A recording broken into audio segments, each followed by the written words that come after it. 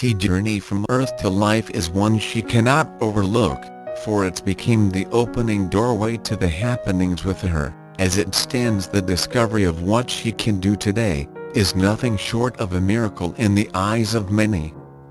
Tiye says, "This is only an extension of the oneness manifesting in a different form, on the galaxy of Earth. Her embracement to the other side of life waits for her journey home."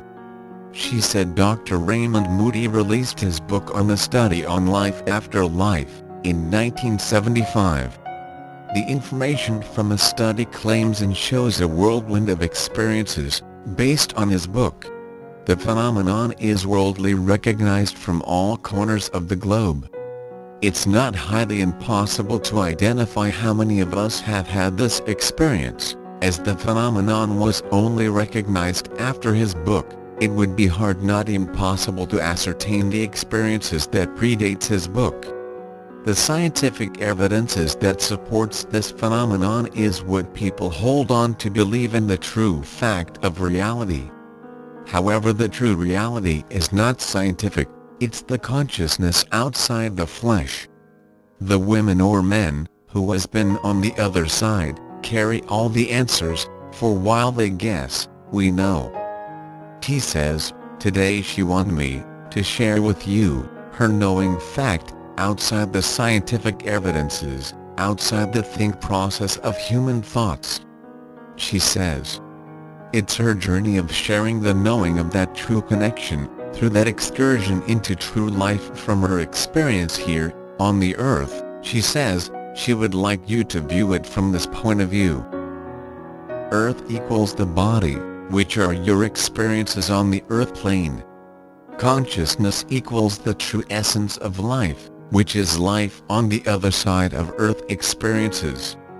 Consciousness comes in two parts, the conscious and the subconsciousness. Both are interlinked, to enable the body to function on the earth, and to identify the true essence of whom you are. The consciousness of self without the flesh gave you the divine tool to enable you to recognize the flesh from the self form. What this means, consciousness is alive without the aid of the flesh. The flesh cannot live without the conscious aid. The body or the flesh is one and the same, and completely different from the spirit. The flesh is only a protector for the spirit.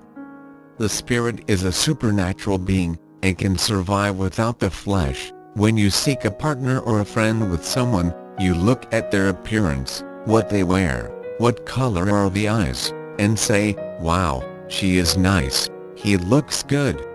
Why not change the way you look? I don't like your hairstyle, cut your hair. I am not happy with this relationship, I can find someone slimmer than you. You're too fat, lose weight. What you are actually doing, is looking at the protector to the spirit. You are not looking at the self or the spirit of the individual. It's about your ego, your needs, your wants. You want to change that outer appearance of him/her, making them feel like a trophy under your arm, or a trophy within themselves. But however you change that appearance, the fact still remains you have just changed the appearance, not the individual. That inner spirit is still the same.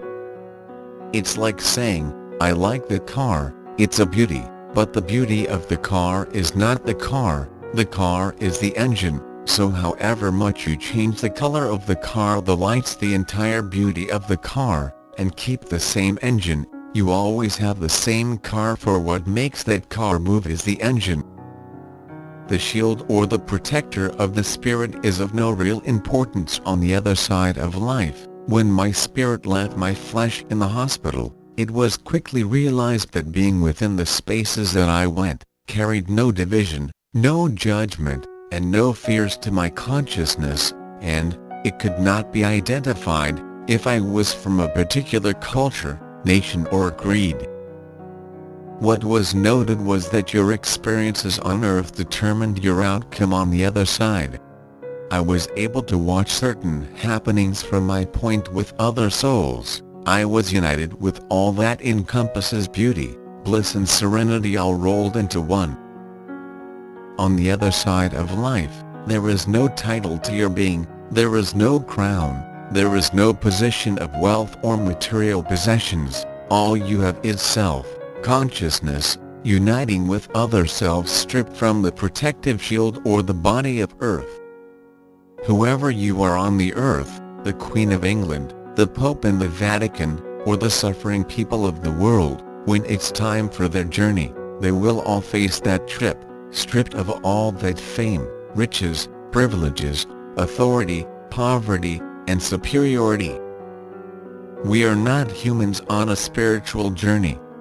We are spiritual beings on a human journey.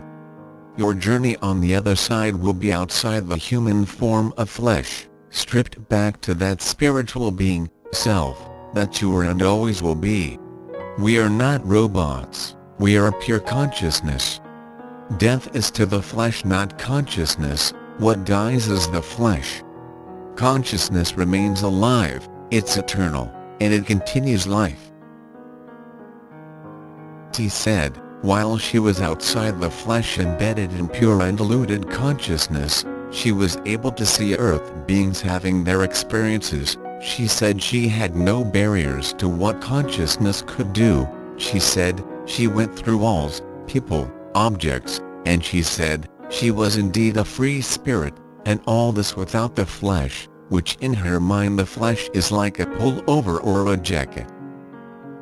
Throughout this time she felt absolute peace and serenity. She could define every detail within her eyeless view, which was never-ending.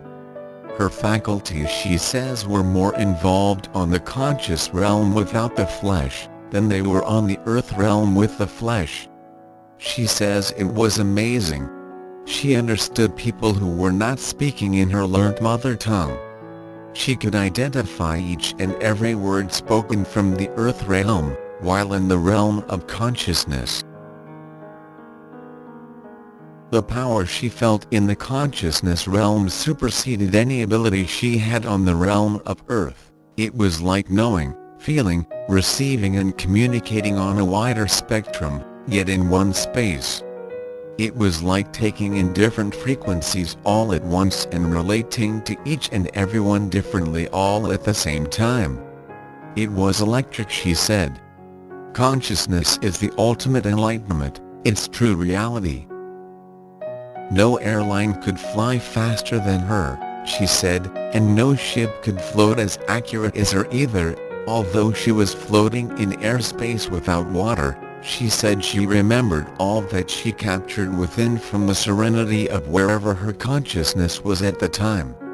She captured the beauty, and loved every microsecond of it. She heard conversations, she saw other conscious souls, she saw the light in the tunnel, and she saw all. She has returned to Earth's life experiences, revealing to you the happenings. I am sure there is more to that enlightenment and enrichment, she said, and she cannot wait to get back on that journey, when it's her time, just to see what it is, that will be more captivating than what she already embraced. Please go to part 2 to watch the conclusion of this video. I will see you on the other side.